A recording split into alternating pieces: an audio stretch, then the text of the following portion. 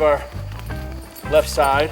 As I'm looking at it, debris is starting to pile up on there quite nicely. Why don't we come around to our right side?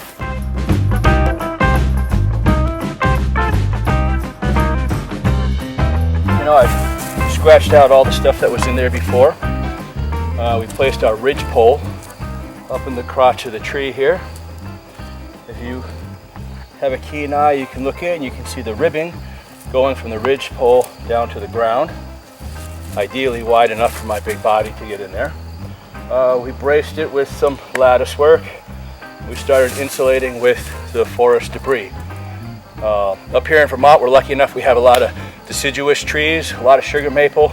The leaves make great insulation, right? It's the dead air space that helps to keep you warm when it's cold. If we were in a pine forest or a spruce forest, we would probably even need double the amount of debris than just these dried up leaves, which incidentally were left over from last year's leaves.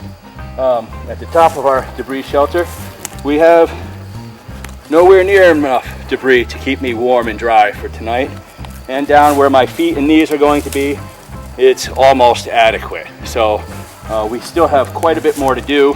But what I wanted to do now is share with you the debris that I've kind of been picking through a little bit, trying to remove all the scratchy things out of it, pine cones and sticks and twigs, and just have some leaves. And what I'll do is I'll just kind of tuck them in there. This bit of forest debris, this is going to insulate my body from the cold, damp earth, keeping me warm. We have to be aware that our body heat will also be absorbed into the ground as we were to sleep. And you must remember, this is not a permanent residence. This is an emergency shelter going to get me through one night or potentially 3 nights. The other thing this is helping me do, I'm avoiding my panic. If I was truly lost in the forest right now, instead of wandering around, making myself get further lost and harder for searchers to find me, it anchored me to this point. I'm starting to become familiar with my neighborhood. I'm walking around, I'm collecting debris, I'm looking for sticks, I'm getting familiar with the area, but I'm also starting to feel comfortable that this is my spot. I know that there's some animals around. I hear the squirrels and the turkeys, so it's relieving any panic that I may have. So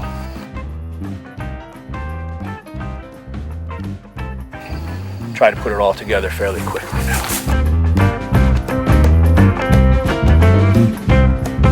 I think it's important to point out that I have not used anything that's alive. Everything that I've used in the structure so far has been taken from the forest floor. I'm not doing any harm or killing any living things for my situation that I'm trying to survive in. Well, here we are. I would say we have our shelter maybe 90% complete. It's not quite there yet, but it's at a stage where we can talk about some potential problems and how to maintain your home. So we've been piling the debris on. It's almost there. I guess I'll take a little reading and see if I can wiggle my arm in and find the ridge pole. Okay, so it's a little bit past my elbow right there at this side. It's probably the optimum height right there, the depth right there. Should I be building my shelter and it is really windy and my leaves and my roof keep blowing away, once you get the proper amount of debris on there, you could actually hold it or anchor it all down with another layer of lattice or some small twigs and pile that on top, and that'll keep your insulation from blowing away. There's been some times where I've built it with too much of a pitch or too steep, so the debris keeps falling down. It's possible to find a log of some sort, and you can just put that at the base, and that'll just kind of hold your debris and it allows you to create a deeper wall with nice insulation. But I'm certainly not panicked. I got my shelter right here. You may notice that it blends in quite well with the background. So if I had a search party out there and I'm missing for days and they're really worried about me and they don't know I'm out here having a whole bunch of fun, I need to let them know that this is actually where I have been. So I'm going to try to think of ways that I could mark it so that it stands out. Plus I also don't want to wander off looking for water and not be able to find my home again. So saying you're next to the big tree or sticking a stick out of it doesn't really cut it, because all that just blends right in. So one of the ways that you could do it is maybe mark it with a hat, if you have a hat or a bandana, or maybe you have an extra jacket or a shirt, and you can just maybe drape that up somewhere. I guess I'll put it right there. That's nice and high. Anybody looking for me, the bright red will stand out, at least until our foliage starts to turn bright red. But somebody looking for me, that might capture their attention. So yeah, I left open the door. It's a very primitive door. If I spent a little bit more time on it, I could actually lash some sticks together and create a door that fits pretty well. Other ways to fabricate a door maybe would be a day pack, to have a day pack with you and plug it in like a cork. Or if you piled up a whole bunch of debris right here at the front of your door when you got yourself inside, you can kind of push that in with you. Or you can take some of the extra debris you put inside and push it forward and close the door. So this is supposed to be nice and tight. It's going to be like a sleeping bag, a mummy bag for me. The smaller the space, the easier it is for my body heat to warm up the inside of that. So I don't really want to have it too big. I want it to be cozy.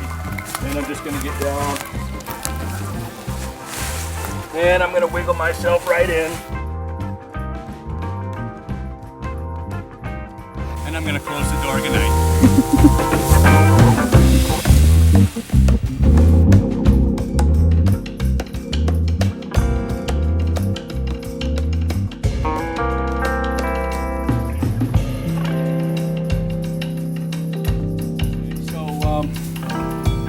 Debris shelter there, I've built a number of them. I've learned new things every time I build one. It's always a situation learning experience, so it's really important to get out there, enjoy Mother Earth, and feel free to play. That's roughly 3 hours worth of an effort, a consistent effort to pile that all up on there.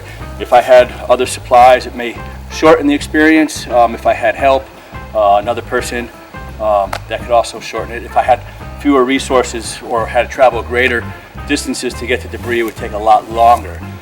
So that being said, if I was actually lost and I am very close to being dark and I don't have what I need to build one of these things, but it's absolutely critical for me to find shelter to survive the first night.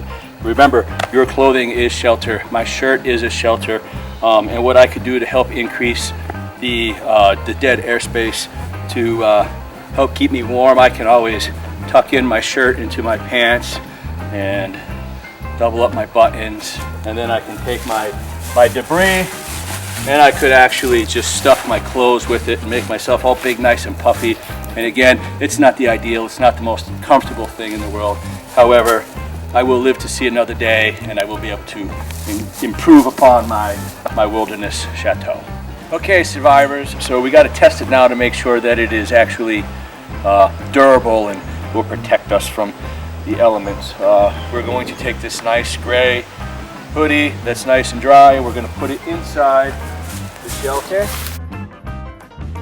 I'll take this bucket of water and see if our shelter passes the water test, see if anything leaks or if the sweatshirt comes out wet or dry.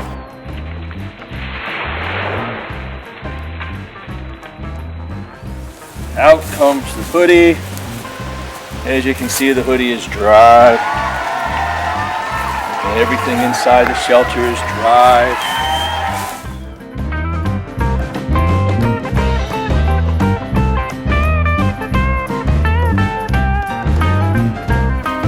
First time building one of these, and the horror thought of having to sleep in it. Many of you might be afraid of any bugs or spiders or whatnot that might be in there. And there may be some in there. However, a few bug bites one night is much better than being lost and left to the elements and possibly succumbing to hypothermia. There is a way to make these bug proof and to kill any bugs that might be living in there. but I will teach you that in person if you come and join CKAL.